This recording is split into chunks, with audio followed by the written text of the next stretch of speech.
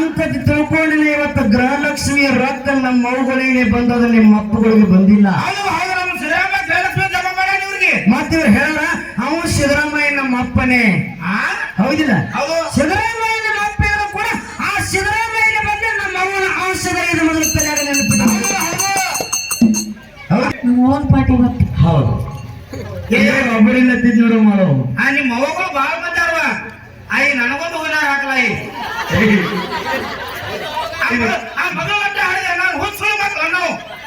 ಕೋಡಿ ಹೆಣ್ಣು ಮಕ್ಕಳಿಗೆ ಯಾಕೆ ಮಾನ್ಯತೆ ಕೊಟ್ಟಾರ ಗೊತ್ತನ? ಯಾಕವ? ಹೆಣ್ಣು ಜಗದ ಕಣ್ಣು ಅಂತ ಹೇಳಿದ್ರು. ಹೌದು ಹೌದಿಲ್ಲ? ಹೆಣ್ಣು ಜಗದ ಕಣ್ಣು, ಹೆಣ್ಣು ಜಗದ ಕಣ್ಣು ಅಂತ ಹೇಳಿದ್ರು. ಹೌದು ಗಂಡಿಗೆ ಏನಂದ್ರು? ಆಯ್ತು ಗಂಡಿದ ಅಲ್ಲೇ ದಾರು ಅಂಗಡಿಯಾಗ ಹೌದಿಲ್ಲ? ದಾರು ಕುಡಿದು ಉಳ್ಳಾಡುದು. ಯಾಕಪ್ಪ ಅಂದ್ರ ಮನೆ ಮೊದಲ ಪಾಠಶಾಲೆ, ತಾಯಿಯೇ ಮೊದಲ ಗುರು ಅಂತ ಮಾತು ಹೇಳಿದ್ರು. ಮೊದಲನೇ ಗುರು ಅಂಡಜ 21 ಲಕ್ಷ, ಪಿಂಡಜ 21 ಲಕ್ಷ, ಜನಜ 21 ಲಕ್ಷ, ಉದ್ಯಮಜ 21 ಲಕ್ಷ, 83,99,999 ಎರಡನೆಯನ್ನ ತಿರುಗಿ ತಿರುಗಿ ತಿರುಗಿ ತಿರುಗಿ ಮಾನವ ಜನ್ಮಕ್ಕ ನಾವು ನೀವೆಲ್ಲರೂ ಬಂದಿದಪ್ಪ ಅಂದ್ರ ಹುಟ್ಟಿ ಬಂದು ನಾನು ತಾಯಿ ಇರ್ತಕ್ಕಂಥ ನಮಗೆ ಧರಣಿಗೆ ಬಿಟ್ಟ. ಬಿಟ್ಟ ನಂತರ ಗುರು ತಾಯಿಯೇ ಮೊದಲ ಗುರು ಅನಿಸ್ಕೊಂಡಾಳ, ತಾಯಿನೇ ಮೊದಲ ಗುರು ಅನಿಸ್ಕೊಂಡಾಳ. ನಿಮ್ಮಪ್ಪ ಮೊದಲ ಗುರು ಅನಿಸ್ಕೊಂಡಿಲ್ಲ. ಇದು ನಂದು ವಾದದ, ಹೌದಿಲ್ಲ? ಎಲ್ಲ ಮಾತ್ರ ಸುಮಕ್ಕೆ ಪಾರ್ಥ ಮಾತಾಡಂಗಿಲ್ಲ.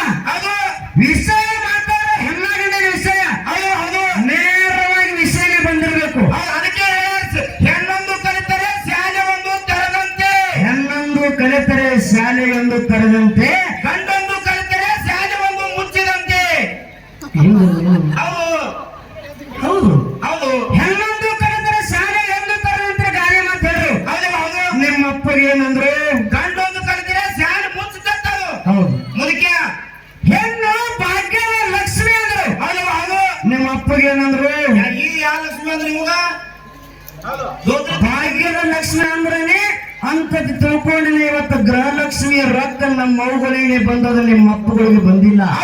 ನಮ್ಮ ಸಿದ್ದರಾಮಯ್ಯ ಗೃಹಲಕ್ಷ್ಮಿ ಜಮಾ ಮಾಡ್ಯಾನ ಇವ್ರಿಗೆ. ಮತ್ತೆ ಇವ್ರು ಹೇಳ ಅವನು ಸಿದ್ದರಾಮಯ್ಯ ನಮ್ಮ ಅಪ್ಪನೇ, ಹೌದಿಲ್ಲ? ಸಿದ್ದರಾಮಯ್ಯ ನಮ್ಮ ಅಪ್ಪ ಇದ್ರು ಕೂಡ ಆ ಸಿದ್ದರಾಮಯ್ಯ ಬಂದ್ರೆ ನಮ್ಮ ಅವನ ಔಷಧ ಇದು ಮೊದಲು ತಲೆಯಾಗ ನೆನಪಿಟ್ಟು ಹೌದಿಲ್ಲ? ಅವ ಮತ್ತೆ ನೀವು ಹೆಚ್ಚು ಮಾಡಿ 100 ರೂಪಾಯಿ ಹಾಕಲು ಕೊಟ್ಟರು.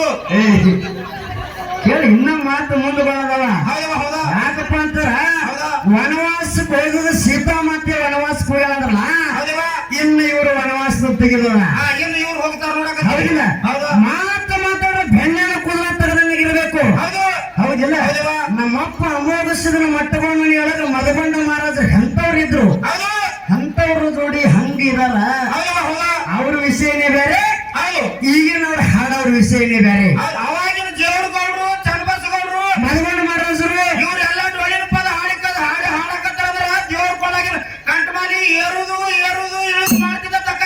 ಮತ್ತೆ ಈಗಿನವ್ರು ಹಾಡ್ರ. ಈಗ ನಾವು ಇವ್ರು ಹಾಡಕತ್ತೀವಿ ನೋಡು. ಏನ ಗೌಶಾಲೆ ಡವು ಎರುವುದು ಕುಡಿದು ಮಾಡಕತ್ತಾವ. ಇದು ನಮ್ಮ ಶಿವಾಗಲ್ಲ. ಹೌದು, ಅವರಿಗೆ ನಮ್ಗ ಅಜ ಗಜಾಂತರದ ಹಂತ ಮಾತ್ಮರಿಗೆ ನಮಗ ಹೋಲಿಕೆ ಯಾವತ್ತೂ ಆಗುದಿಲ್ಲ. ಬಹಳ ಬರ್ತದವ. ಭೂಮಿಗೆ ಮತ್ತು ಆಕಾಶಕ್ಕೆ ಎಟ್ಟ ಅಂತರದಲ್ಲ, ಹಂಗ ಮದಗೊಂಡ ಮಹಾರಾಜರಿಗೆ ನಮಗ ಅಟ್ಟ ಅಂತರದ ಐತಿಲ್ಲ. ಎಲ್ಲರೂ ಅಮೋಘಸಿದ ಮಟ್ಟ ಮನೆಯೊಳಗೆ ಮದಗೊಂಡ ಮಹಾರಾಜರ ಅಕ್ಕನಂದ್ರೆ ಯಾರು ಆಗುವುದಿಲ್ಲ. ನಮ್ಮ ಮಟ್ಟ ಮನೆಯೊಳಗೆ ಎಲ್ಲರೂ ಜೇವರ ಚನ್ನಬಸಪ್ಪಗೌಡರ ಅಕ್ಕರಂದ್ರೆ ಆಗುವುದಿಲ್ಲ. ಹೆಣ್ಮಕ್ಕಳೊಳಗೆ ಎಲ್ಲತ್ತಿ ನೇಮವಾಗಿ ಕಣ್ಣು ಕೊಟ್ಟಿದ್ರು ಕರೆ ಅಕ್ಕನ ಹೇಳ್ತಂದ್ರೆ ಹೆಣ್ಮಕ್ಕಳೊಳಗೆ ನಮ್ಮ ಮಟ್ಟ ಮನೆಯೊಳಗೆ ಯಾರು ಆಗುವುದಿಲ್ಲ. ನಾನು 4 ಕಡೆ ಹಾಕೊಂಡು ಯಾಕಂದ್ರೆ ಗಡ್ಡ ಬಿಟ್ಕೊಂಡು ಜೋತ್ರ ಗಂಡಸಾಗಿ ಜೋತ್ರ ಹುಟ್ಟಿ ಬರ್ತೀನಲ್ಲ, ಈಗ ಮದಗೊಂಡ ಮಹಾರಾಜರನ್ನು ಹೋಲುವುದಿಲ್ಲ. ಹೌದಿಲ್ಲ? ಅಪ್ಪನ ಇತಿಹಾಸನೇ ಬೇರೆ ಅದ, ಈಗಿನವ್ರು ನಾವು ಹಾಡು ಪದ್ಧತಿನೇ ಬೇರೆ. ಇನ್ನ ಮುಂದಿನ ಹಾಡು ಯಾಕಪ್ಪ ಇನ್ನ ಬಹಳ ಅದ. ಹಂಗ ರಾಮ